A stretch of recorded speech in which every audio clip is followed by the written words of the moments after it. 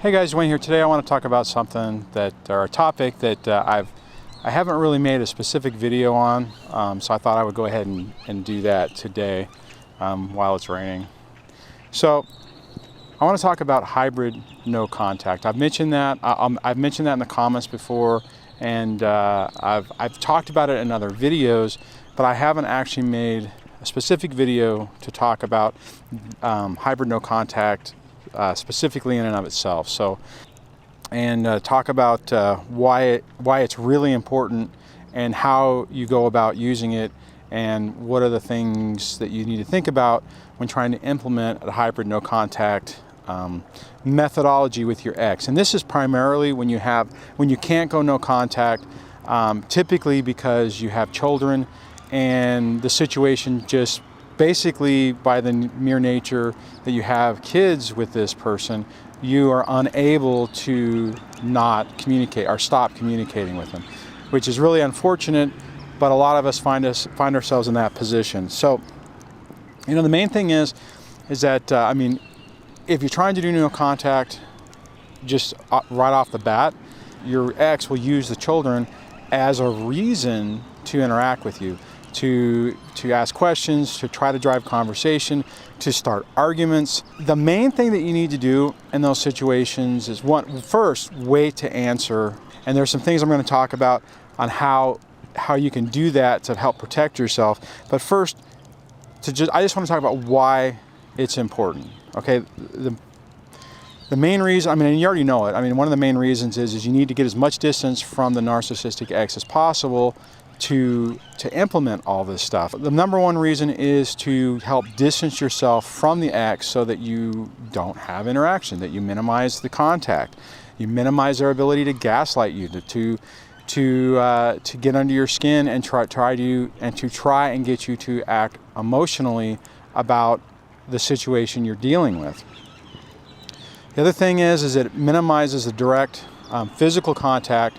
I'm going to talk about this in a minute, that's one of the things you're going to need to phase out, to just basically everything you can do to go no contact as much as possible and minimize the interaction and the ability that the ex has to gaslight you, triangulate you, manipulate you. And the main thing is that you're setting structured boundaries to keep them at bay, to keep them back. The main thing is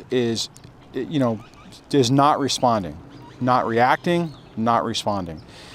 Kind of like a form of gaslighting, or not gaslighting, a gray rock, to where you don't give that other person the supply that they're trying to get from you. You minimize that contact by limiting everything through email, or worst case text. Email is a lot better because it's easier to make printouts and track that. Text is a little more complicated, not necessarily if you really want to try to go down that route. So, email is your best bet. You want to minimize or basically phase out direct telephone conversation, personal interactions, conversations whenever you pick up and drop off kids. All those things you want to minimize as much as you possibly can. In my situation, even and I've talked about this before, the drop off and pickups, when the kids are in school, it's done at school, because the way the days switch, it's, the last day that you have with the kids, you drop the kids off at school, the other parent picks them up at school. During summer, or when the kids are out of school, you drop them off at the other person's house. You don't ever pick them up. That way you drive up, the kids get out, they get out of the car. As soon as you see them getting in the house, you drive away. You don't even have to get out of your car.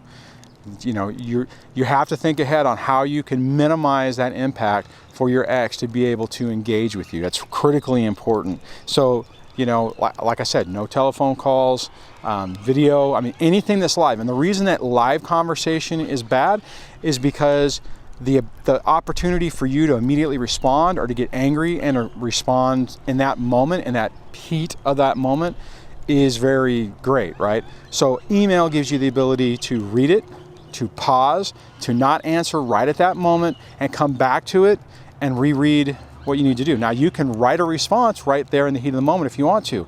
And sometimes that's good, right? Sometimes that gets that anger and that frustration out of your system, but don't send it. And then what you want to do is you need to reread that email and reread that question, or reread, even if it's not a question, even if it's just an accusation or a comment that just really gets under your skin, and you have to ask yourself, do I need to answer this question? Is it critically important for me to answer? I would say that 99% of the time, the answer is no.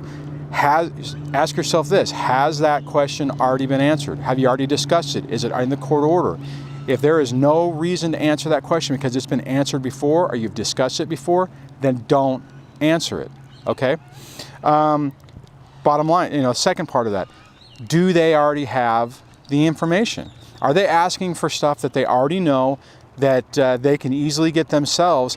And don't respond with, you already know the answer and you can get that yourself. Don't respond at all. And the last thing is only answer if you absolutely have to, okay? And on that, if you send your ex an email, do not ask questions, make statements. I will be dropping the kids off at this time. I want my visitation at this time, whatever. Don't say, oh, what would work for you? How would this be? What do you think about this? Do not do anything to have it engage in conversation, because that just gives an in for that ex to try to trickle down to start a conversation with you, and ultimately to try to pull you back in and manipulate you. Okay, so hybrid no contact, well, no contact is critical when you're dealing with these people, okay? We all know that. Hybrid no contact is super critical when that person you're trying to separate from and you have kids. And that means you don't have an ability to get away from them because you have children. But there are things that you can do to basically implement a no contact as much as possible to minimize those communications and to protect yourself. So guys, and it's tough. I'll give you this, because when you get those emails and they're making those condescending comments and they're just snarky comments and stuff like that, you want to respond. You want to hold them accountable. You want to poke holes in their argument. It's a waste of time. If you've had any experience with this thus far, you've already noticed that you are unable to do that, right? That when you try to point something out, it does absolutely no good. So don't put yourself through it.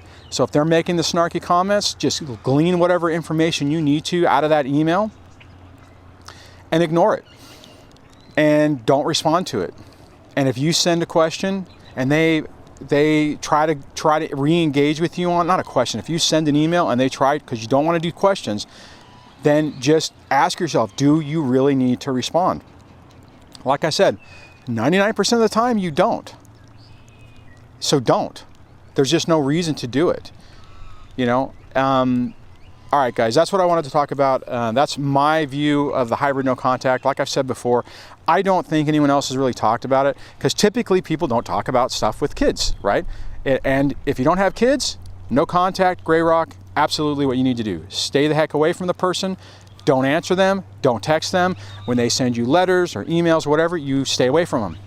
When you have kids, you don't have that option, because they have a reason to start conversation, because they'll talk about the kids, they'll talk about stuff like that. Here's the thing, I think once you've actually set these boundaries and you've actually stuck with it, after a while, the narcissistic ex is gonna leave you alone and not engage. They'll still try, it still happens, and you just have to keep your guard up so that when it does happen, you know how to respond, or how not to respond, or how to deal with it, let me say it that way, and protect yourself. All right, so I'm gonna wrap this up because it's actually getting really cold out here, and I will talk to you guys on the next video. Take care, bye.